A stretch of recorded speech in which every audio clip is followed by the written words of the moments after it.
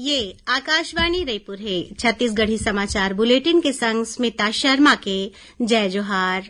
अब सुनाओ आज के प्रमुख समाचार। प्रदेश में पाछू 11 महीना ले बंद स्कूल और कॉलेज मन काली ले खुलही। उच्च शिक्षा और स्कूल शिक्षा विभाग हा निर्देश जारी करिन। केंद्र सरकार हा कार्यालय मन में कोविड महामारी ला फैले ले रोके बर नवा मानक संचालन प्रक्रिया जारी करे है। और मुख्यमंत्री हा आज प्रसारित मासिक रेडियो वार्ता लोकवाणी मां कहिन की छत्तीसगढ़ ला उत्पादक बनना है और उपभोक्ता घलो बनना है। सुनो एक जरूरी संदेश। कोविड महामारी के खिलाफ देश एकजुट होके लड़त है। आपो मन हमर संग सुरक्षा और बचाव के 3 सरल जरूरी उपाय के संकल्प लेवो। पहली उपाय, जब भी घर ले बाहर निकलो मास्क जरूर लगावो। दूसरा उपाय, लोगन ले 2 गज के सुरक्षित दूरी रखना ही जरूरी। तीसरा उपाय, अपन हाथ घेरी बेरी साबुन और पानी ले बने असन धोवो। ये 3 आसान उपाय अपना के आप मन कोरोना ला हरा सकत हो। अब समाचार विस्तार ले।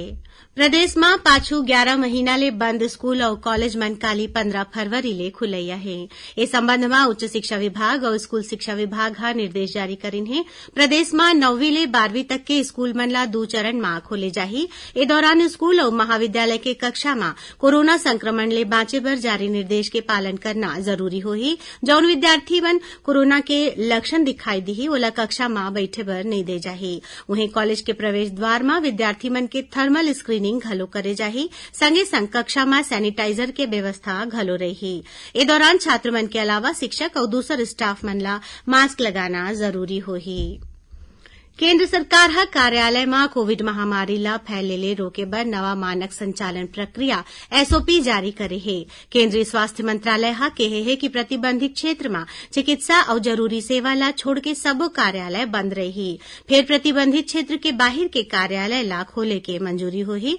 कोरोना संक्रमण के जोखिम ला कम करे बर साधारण उपाय के संगे संग सार्वजनिक स्वास्थ्य उपाय के घलो पालन करना जरूरी है। सबो कर्मचारी और अवैया मन ला ये उपाय के पालन करना चाहिए, जैसे 6 फीट की दूरी, मास्क के उपयोग और हाथ के सफाई। देश में कोरोना संक्रमण ले बने हुए के दर 97.31% हो गए हवै। अभी तक इस संक्रमण ले 1,06,11,000 ले ज्यादा मरीज मन ठीक हो गए हवै। इस समय देश भर में बीमार मरीज मन की संख्या 1,37,000 ले ज्यादा है। केंद्रीय स्वास्थ्य मंत्रालय हा बताइन कि देश में कोरोना संक्रमण ले मृत्यु दर 1.43% है, जौन हा विश्व के सबले कम दर में शामिल है।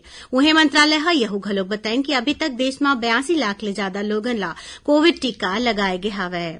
एती छत्तीसगढ़ में कोरोना टीकाकरण के दूसरा डोज लगना घलो शुरू हो गया हवै। जौन मन ला कोरोना के पहली डोज दे गे हवै ओ मन ला दूसरा डोज दे जावत है। यही कड़ी में प्रदेश में काली तक 833 लोगन ला कोरोना टीका के दूसरा डोज दे गीस। उन्हें प्रदेश में अभी तक कोरोना टीकाकरण के पहली डोज लगवैया मन की संख्या 2,10,000 ला पार कर ले है। उन्हें प्रदेश में काली कोरोना संक्रमण के 229 नवा मामला घलो आगू आइस। एमा सबले ज्यादा रायपुर जिला में 53 मरीज मिले हैं। प्रदेश में अभी तक 3,08,000 ले ज्यादा कोरोना संक्रमित पाए गिन हैं। एमा ले 3,01,000 ले ज्यादा मरीज मन ठीक हो गए हवै। उन्हें वर्तमान में 3,000 ले ज्यादा कोरोना संक्रमित मरीज मन के इलाज आने अस्पताल में चलत है। राजनांदगांव के सांसद संतोष पांडे हा काली लोकसभा में चर्चा के दौरान अपन संसदीय क्षेत्र मोहला मानपुर और अंबागढ़ चौकी में होवत अवैध खनिज उत्खनन और सागौन तस्करी के मुद्दा ला उठाइन। श्री पांडे हा कहिन कि उनकर संसदीय क्षेत्र में सरलग अवैध खनिज उत्खनन ले पर्यावरण संतुलन बिगड़त है। उन्हें विकासखंड मानपुर में तोलुम और नवागांव में नदी के दिशा बदल के हवै। रॉयल्टी पर्ची के अवैध उत्खनन और परिवहन ले सरकार ला आर्थिक नुकसान घलो होवत है। ओमन ऐसन करैया लोगन के खिलाफ कार्रवाई के मांग करिन। उन्हें बिलासपुर सांसद अरुण सावहा लोकसभा में शून्यकाल के दौरान कटघोरा मुंगेली डोंगरगढ़ रेलवे लाइन के मुद्दा ला उठाइन। छत्तीसगढ़ी समाचार आप मन आकाशवाणी रायपुर ले सुनत हव। छत्तीसगढ़ के खबर ले है आपकी वास्ता और खबर के विश्वसनीयता ले है हमर वास्ता। आकाशवाणी समाचार रायपुर के प्रादेशिक समाचार बुलेटिन के संगे संग हमार समसामयिक कार्यक्रम आप रेडियो के संग अपन मोबाइल में घलो सुन सकत हो। आकाशवाणी समाचार फेसबुक, ट्विटर और यूट्यूब में घलो हावय।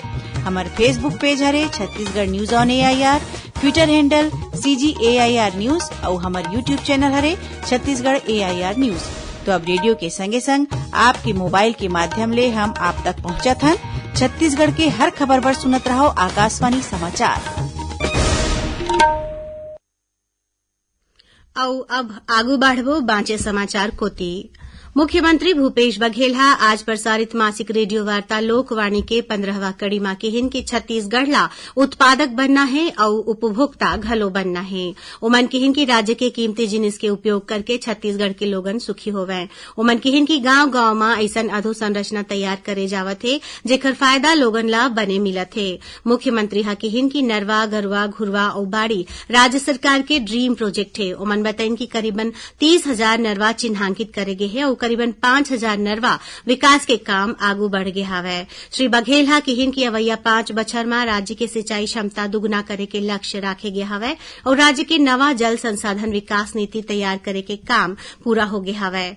मुख्यमंत्री लोकवाणी में केहिन की कृषि प्रधान राज्य में युवा मन ला कृषि ले जुड़े रोजगार के नवा अवसर के जानकारी देबर प्रदेश में एग्रीकल्चर के संग उद्यानिकी वानिकी डेयरी टेक्नोलॉजी फूड प्रोसेसिंग और मछली पालन जैसन विषय पर विश्वविद्यालय महाविद्यालय और पॉलिटेक्निक खोले जाए बर प्रयास करे जावत थे।